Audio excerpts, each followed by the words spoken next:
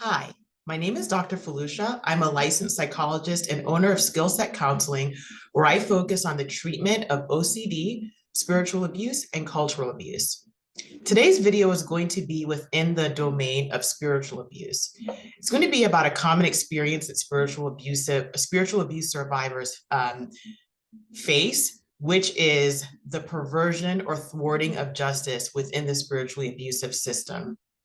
Individuals who have experienced spiritual abuse will oftentimes recount experiences where they have gone to authorities within that spiritually abusive system to get justice for harms or wrongs that they've experienced, only to leave feeling worse, feeling misunderstood and criticized, ignored, and feeling that their desire for justice was somehow wrong or a reflection of their bad character. So I'm going to go into how the spiritually abusive system thwarts justice and what this can do to individuals on a psychological level. Okay, so the spiritually abusive system thwarts justice and prevents justice from occurring by, first of all, attacking the individual's desire for justice. And so when someone comes to that spiritually abusive leader and says, hey, this happened, I want to get justice, or, not going to be said exactly like that, but basically bringing up a wrong that's occurred or a harm that's occurred.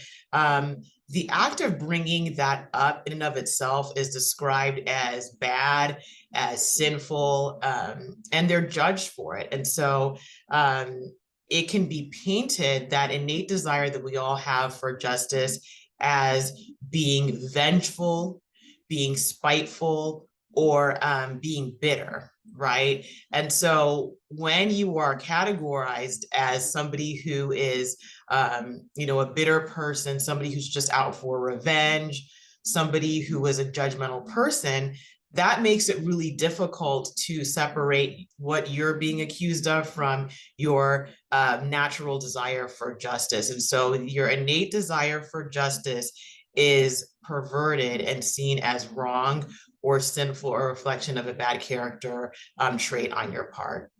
Okay, so that's one way that the spiritually abusive system prevents justice from happening. And when someone is in that position, they're going to be reluctant to move forward and fight for what they feel is right in that case, because they're being characterized as a vengeful person, as a spiteful person, as a judgmental person. And so it can be really hard to do that. The second way the spiritually abusive system prevents justice or perverts justice is through deflection. And what I mean by that is saying, well, yeah, this person may have done this to you, or this thing may have happened, but nobody is perfect. We're all working on ourselves. Nobody's perfect.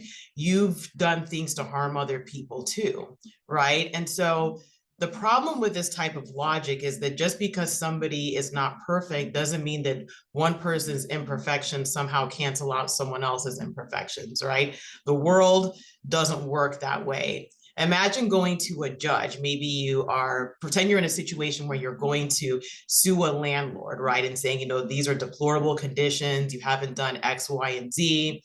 And then as you're waiting to hear the judgment, the judge says, well, even though you're taking this abusive landlord to court, you have several unpaid tickets. And so therefore, because you have several unpaid tickets, you can't sue this landlord, right? That's not how things work. Two things can be true at the same time. Just like someone is going to sue a landlord that may have, some kind of record or past, doesn't mean that they all of a sudden now have the ability to sue taken away from them. That's not how things work, right? Everyone has areas that they can work on in life. And that doesn't mean that because you're not a perfect person, you can't bring up ways in which you've been hurt and which you would like the system to address an injustice. Okay, so that what I just described is a deflection, and that is what a spiritually abusive system can do to shame people out of pursuing justice for themselves. Okay. A third way that the spiritually abusive system perverts the concept of justice is through fear. And individuals who've been through spiritual abuse will often recount experiences where it was pretty much undeniable that a wrong had occurred.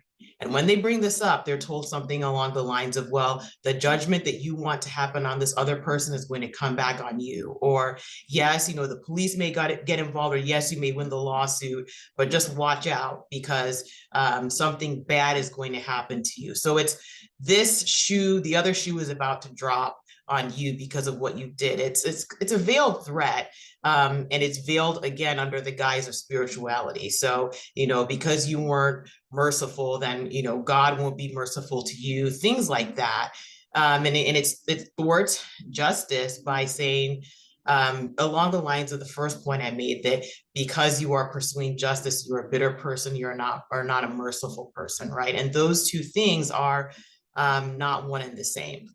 Okay, so another one is through being an apologist. And what I mean by being an apologist in this case is apologizing for the perpetrator's behavior, right? And defending it. No, I shouldn't say apologizing. What I mean is defending the perpetrator's behavior and being an apologist for an abusive practice. So you might hear something along the lines of lots of explanations for why an injustice occurred. Well, this person has had trauma, or they were in a bad place. And so they're using the explanation for what happened as an excuse for what happened to you. And again, that's not right either. So there's several explanations as to why someone chooses to harm somebody else, but it doesn't absolve them of responsibility, nor does it excuse their behavior. Okay. And then the last way that, or the last way I'm going to describe is minimization. And so the spiritually abusive environment can try to minimize the impact of what happened. They might say things like, oh, it's not that big a deal. You can always get your money back. You can always, build up build up a better reputation. This is only temporary. You're just being too sensitive. Ways to really take what you have experienced and the pain and the anger or whatever emotions you're feeling and minimizing it, saying that it's really not that big a deal. And so when the spiritually abusive system and spiritually abusive leaders do this, it is their way of taking their hands off the situation and not getting involved. And the spiritually abusive environment benefits from this because they don't have any incentive to help you get justice, right? Or to advocate for you, because the abuse, the harm is always explained away, then they don't have to get involved. And this can do a lot of things to somebody psychologically. They can feel very helpless. Imagine that you go to any kind of institution or person that you believe is going to help you, and you are either blamed or turned away. If that happens repeatedly, you can begin to feel really helpless. You can even start to deny the feelings of anger, shame, whatever challenging feelings accompany the injustices that you've experienced in a spiritually abusive environment. You can start to deny those over time, because what's the point of acknowledging those feelings if the system that's supposed to help you is not going to address it? And with that can come just overwhelming feelings of shame, a feeling that you are wrong, feeling that you are bad, feeling that you are a horrible person because you want to get justice for yourself or for a loved one. And so the result of that is that it immobilizes you. When someone feels helpless, when someone feels burdened by shame, when someone is in denial about what's happening to them, you are immobilized. And that's what the spiritually abusive environment does to someone in this situation. They are immobilized from seeking justice for themselves, seeking justice for other people, and that allows the spiritually abusive system to thrive. They can thrive on this idea that, hey, we're this picture perfect institution or whatever we are, and everything is okay. And so these can be really challenging situations to deal with. And I would encourage you, if you would like to get more resources or ideas, skills as to how to deal with this type of situation, to go ahead and book a consultation on my website, skillsetcounseling.com. The consultation is free. You can also click on the link in the description box. And I would like to hear from you in the comments section. Has anyone ever been in an experience where they have felt that they were turned away in a spiritually abusive situation. The justice for them was thwarted. The definition of justice was perverted. What did you do? How did you cope with that? How can you, what information do you feel would be helpful to share with others? And again, if you feel this is helpful information for you, please go ahead and like and subscribe and put some comments in the comment section about your reaction to this. I'd love to hear from you. May you have a wonderful day filled with peace. Bye-bye.